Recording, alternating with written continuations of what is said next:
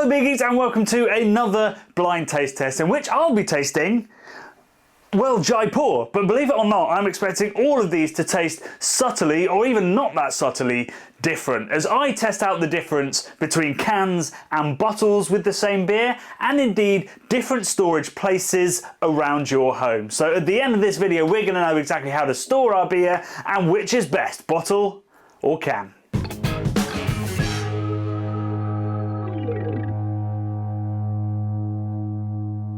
So there's quite a lot riding on this semi-scientific blind taste test, because weirdly what we drink from, what vessel we drink from, is an incredibly emotive topic. I mean, before we even get into cask versus keg, cans and bottles have a similar effect as well. We found on the channel whenever we're drinking from a can, there'll be a comment from somebody going, you know, cans are for crappy beer, cans aren't the best way to consume beer. And whenever we drink something from a bottle, we'll get somebody going into the comments and going like, oh, that's an IPA, that should be in can, really, that's the best way to preserve those hop flavours. So this test is going to be a test of trying to eliminate the three enemies of beer. And those three enemies are oxygen, warm temperatures, and light. So when it comes to storing your beer, you're trying to avoid exposure to those three things. And cans and bottles both have different levels of vulnerability to all three of those. So let's start with the humble bottle. This is what all craft beer was served in until about 10 years ago. And the bottle is great. I mean, for a start, it's just a wonderfully satisfying thing to hold. And actually, when I'm drinking from the vessel itself, I kind of prefer the action, the satisfying grip of a bottle and the neck. And the neck is actually a really important thing. Not only does it allow you to have a little cap that you can pop off, but it also means that when you're filling it, it's very easy to purge of all of the oxygen, and you use CO2 to do that, without any more oxygen getting in. It's also incredibly sturdy. And it also means that once it's cold, it stays cold for a long time, because the temperature of glass, you know, is not so reactive, it's not going to cool down or indeed heat up as quickly. So bottles, great vessel. The can, meanwhile, chills down and warms up very, very quickly. So it's more volatile, but it does mean that if you want to get a beer cold really quickly, it's much, much easier. Now, the big flaw with cans is this giant opening you have at the top. And when you're canning a beer, it's incredibly difficult to purge it of all of the CO2, fill the beer, and not get O2 ingress. So what we have is a situation where actually the can is keeping oxygen out much better. This seal around this lid bit which comes off is really, really good. Around the bottle, it's not quite as good. So once it's in there, you're not going to get much oxygen ingress. That's a tricky thing to say, but it's much harder to keep the oxygen out at the point of package.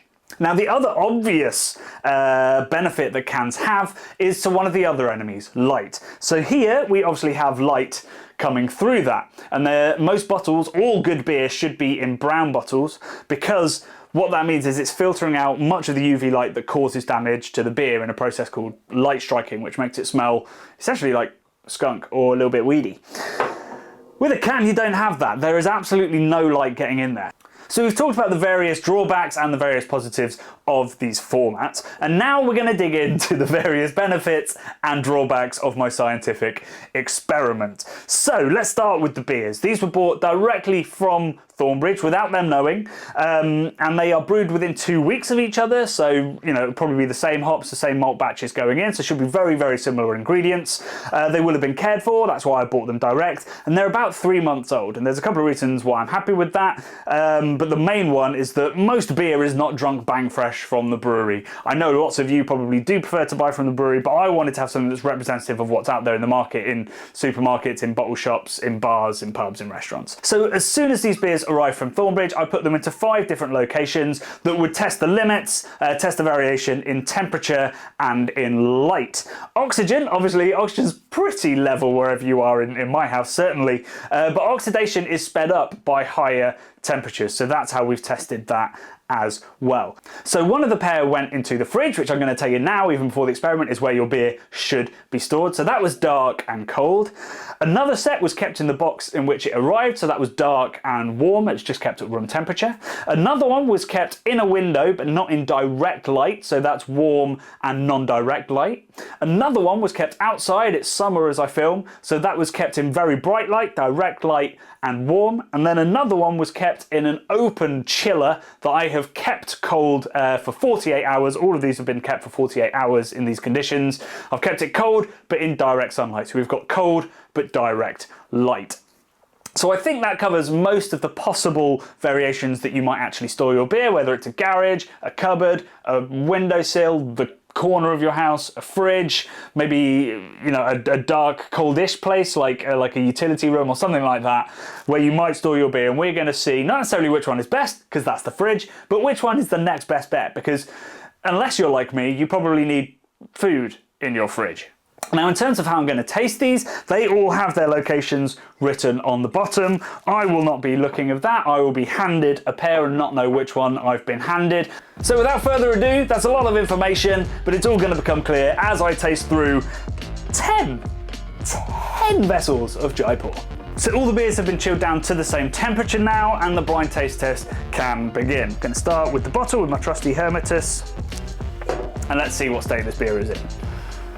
So there's not a huge amount of hop aroma on that. It's a little bit lemony and earthy. I mean, it still smells tasty. It's lemony and citrusy, but it's just very muted. Yeah, muted and earthy, which ruins the balance of it. I feel like it's somehow more bitter because I'm not getting the delicious citric kind of notes that should be popping off of it. Let's give the can a go. And that smells pretty much the same actually, so it's probably not light. I didn't get light strike, so probably it's temperature, this one. Yeah, I mean, oddly, that actually feels a little bit less bitter and earthy and musty, but yeah, it definitely doesn't feel like this is a bang fresh beer. Okay, so version number 2. First one, bit disappointing, probably stored warm. So that one's just a shade hazy actually compared to the one we had before, so that's interesting. So that one's got a bit more zip to it, definitely. I'm going to put a little bit more beer in. I'm filming this in the morning, but hey. Yeah, that's got much more citrus to it, much more grapefruit and orange kind of character to it. Much, much fresher, much less earthy. Yeah, and that really shows on the palate. That's a really clean, zippy, delicious, crisp IPA, lots of malt body, lots of citrus. Very nice. Let's check if the can is the same. Tiny hint of haze to that one as well. That also smells pretty good.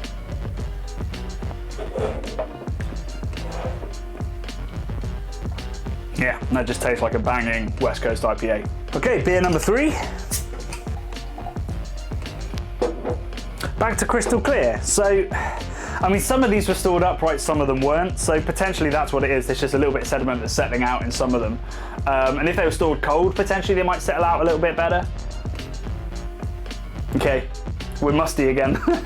I mean, this test is really about, it's not about whether it makes a difference. I know it's going to make a difference. It's the degrees of difference that I'm expecting between, say, a fridge one that's dark and cold and, you know, what I expect to be the worst one, which is the one that would have been out there for 48 hours in direct sunlight.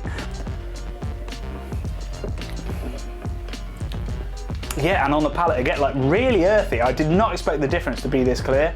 It's really not, you know, it's perfectly pleasant, but it's really not what you'd expect from Jaipur or from any kind of West Coast IPA, which should be singing with bright citrus notes. Let's see this one, because you know, it could be really interesting if the can's got a little bit more of it. That might have been a little bit skunky actually. It's weird, I seem to pick up skunkiness, light strike, last, like once I've swallowed, so on the what they call the retronasal, when you breathe back out after swallowing. I mean, that's just as bad. Yeah, I mean, it feels a little bit less musty than that one on the palate, but it's not great. Okay, so beer number 4. Quick recap. Number 2 was by far the best, the only one that didn't feel tainted at all. It was the delicious Jaipur. I'm battling in my mind about which was worse, 1 or 3, and I think 3 was probably just about the worst, but it was shades of, it was a photo finish. They really were both. See, what I've done there is presume that Brad's with me and just poured a beer twice. Bear with. Let's try that again.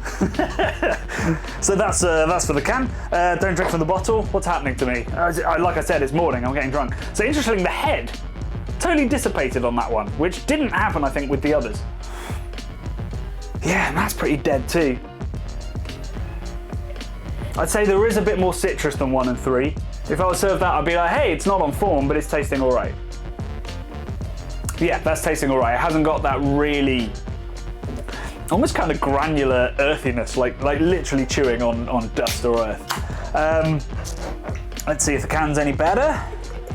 Yeah, I mean, that's almost identical. Nice sweet citrus, a little bit of earthiness. Yeah, still in harmony, still in balance. You've got bittersweetness, pithiness, citrusiness. That one's second on the list. That's not too bad at all, really. Right, final beer. It's been amazing the differences that there have been. Like 2 that were good beers, 1 that was exceptional, and then 2 really quite crappy ones. Not as dead as 1 and 3, not as good as 4, but it's pretty dead. There's still some citrus. See, that feels, that I'm getting the sweetness of oxidation on that one, which I don't think I've had. I don't think I've had it on any of the other 4. This one has that sticky, like boiled orange sweet, wet cardboard kind of thing that you get from really unfresh beer. Okay, well actually on the palate that's not so bad. So I'm a bit baffled by that one. That's very interesting. I'm looking forward to digging into what this one is and seeing why it would be the most oxidized, but also still probably tasting better than all the other rubbish ones. Yeah, so again, pretty dead aroma. Yeah, and not much earthiness. So, ooh, that's an interesting one. Yeah, that would probably be the 3rd best. Right, that's all 5 beers tasted through. I'm gonna have a little look through the notes that I've been making in between takes, work out my thoughts, get these on, and then we'll reveal what they are, both to you and to myself. Right, here we go. These are all of the beers that I've just tasted, and now we'll have a really quick recap. I'll tell you some thoughts, and then we'll reveal. So, this was number 1. This was musty as hell, not particularly great, very bitter and earthy on the palate. This one was delicious. That's what I expect from Jaipur. This one, again, pretty bad. In a toss-up of which one was worse, I'd probably say number 3. This one was pretty good again, like not perfect, a little bit muted, but not a close second, but significantly better than these 2. And this one was confusing because it had the most oxidative character, so it felt the less fresh, but actually it didn't feel as muted and earthy as 1 and 3. So a bit of an anomaly over here. I'm going to start at the beginning and see what these were. Right, so this is ILW, so indirect light, warm. I'll show you that on the camera, hopefully. ILW, that's my coding system. So this was in the windowsill, so it was kept at about 20 degrees. It stays 20 degrees in here, especially since I'm fermenting at the moment, so the chiller's always kicking out warm temperatures. So pretty constant temperature, about 20 degrees, indirect light. Pretty terrible, really. So what do we learn from that? We learn that indirect light still really affects beer, temperature still really affects beer. This one, I'm presuming, is the fridge. Yes, so that's dark and cold. So that was in the fridge and it tastes delicious, and I'm gonna pour me a little bit. In fact, I'm gonna pour myself a little bit from the bottle and a little bit from the can and see if there's any difference. I wouldn't expect there to be because the can is there to keep light out, but if it's in a fridge, there's not gonna be a lot of light. I do love this beer. Yeah, that tastes great. And that tastes great. I don't know if it was because of the first sip, I preferred the bottle, but hey, there we go. Right, so number 3. So this was the worst one. Well, yeah, there you go. Okay, so LW. So that's light and warm. So that was in direct sunlight in the summer. So that was the worst possible storage, and it came out worse. But surprisingly, not much worse than this one. So the strength of the light I don't think matters, certainly over 48 hours. Right, number 4. So this one was all right. Light and cold, okay. So LC. So that was in the cool box, which I kept topping up with cold water throughout the 48 hours, but it was in direct sunlight.